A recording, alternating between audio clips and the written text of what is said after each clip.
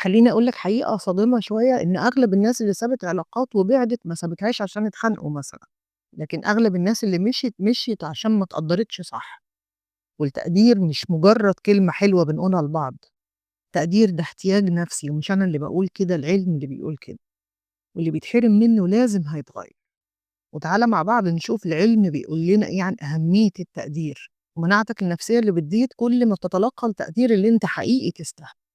بس قبل ما أبدأ أنا نرمين هيكل ودي قناة لحظة وعي، لو عجبك المحتوى بتاعنا ما تنساش تدعمنا باللايك والشير والسبسكرايب، ويلا نبتدي الحلقة. مشكلتنا إن في مفاهيم غلط كده إحنا متربيين عليها أغلبنا، زي فكرة إنك لو بتحبني هتستحملني، وأصل أنا ما بعرفش أقول الكلام الحلو، الشخص الناضج مش هيستنى تقدير من الناس. بس الحقيقة إن علم النفس بيقول لأ، لأ وبصوت عالي جدًا كمان. تعالَ كده نفكك الموضوع علميًا واحدة واحدة. هرم ماسلو اللي بيحدد الاحتياجات الأساسية اللي يعيش عليها الإنسان صنف التقدير كاحتياج ثالث بعد الأكل والأمان.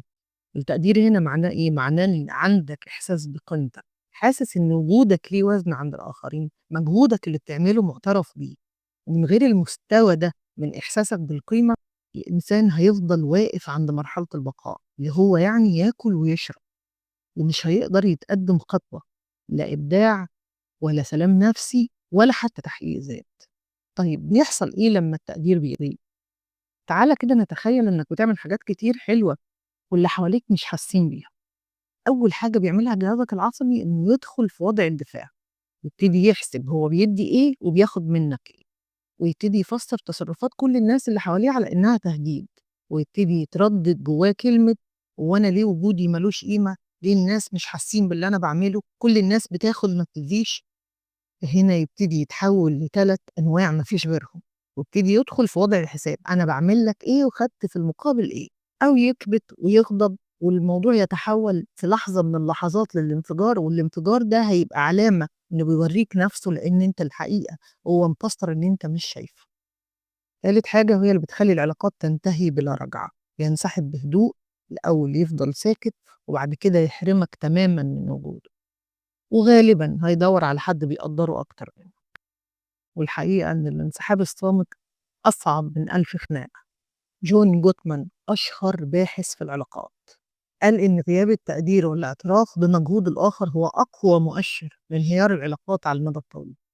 يعني ولا الخيانة ولا الفلوس، عدم التقدير كافي إنه ينهي العلاقة تماما. خليني أقول لك التقدير بيعمل إيه تاني حتى لو أنت مش واخد بالك من ده.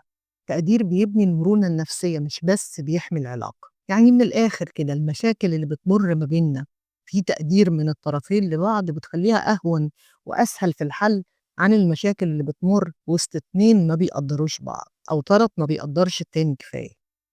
يعني مرونتك النفسية هتبقى أقوى. يعني إيه مرونتك النفسية هتبقى أقوى؟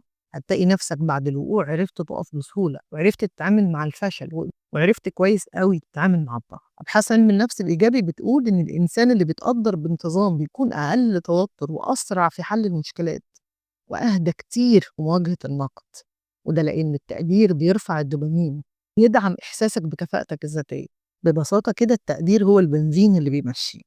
وللأسف في ناس كتير جدًا بتستسهل عدم التقدير، يعني هو بيبقى شايف إن اللي بياخده ده حقه من اللي قدّامه، أو بيدخّل الآخر امتحان إنه بيحبه، كل ما بيقلل تقدير كل ما بيثبت لنفسه إن الشخص الآخر بيحبه أكتر، أو مثلًا شايفين إن التقدير ده ضعف منهم. في ناس ما اتربتش على الكلمة الحلوة، بس الحقيقة لو حطيت نفسك مكان الطرف الآخر وعرفت كويس أوي إن أنت مش هتبقى مبسوط لو الناس خدتك كأمر واقع، هتعرف أوي إن الشخص اللي خدته كأمر واقع هتخسره كأمر واقع. في حاجة بقى دايمًا أحب ألفت النظر ليها، هل يا ترى أنت بتعرف تقدّر نفسك أصلًا؟ الحقيقة إن كتير بنشوف نماذج ناجحة جدًا وشاطرة في مجالات كتير جدًا، لكن الحقيقة إن إحساسهم بنفسهم ضعيف شوية. ودايمًا أقول للشخص اللي ما بيعرفش يقدّر نفسه سهل يتكسر لو ما لقاش حد يقدّره. علم النفس بيقول لازم تشوف مجهودك ولازم تعترف بقيمتك حتى لو ما حدش عمل كده. الحقيقة إن من ضمن المفاهيم الغلط إن الناس بتتخيل إن الناس اللي بتقدّر نفسهم ناس مغرورة أو مستغنية عن الناس، لكن الحقيقة مش كده. الحقيقة إن ده خط دفاع نفسي بيخلّيك ما تنهارش لو ما تلقّيتش التقدير اللي أنت تستاهله من الآخرين. والحقيقة إن المفهوم الحقيقي والدقيق للتقدير لازم ناخده أوي بعين الاعتبار. التقدير الحقيقي مش معناه ميرسي شكرًا، الكلام المايع ده اللي أوقات كتير بنقوله بمناسبة ومن غير مناسبة. التقدير الحقيقي إن أنا أبقى شايفة مجهودك الحقيقي، وإن وجودك فارق معايا، وإن اللي أنت بتعمله مش مسلمات بالنسبة لي.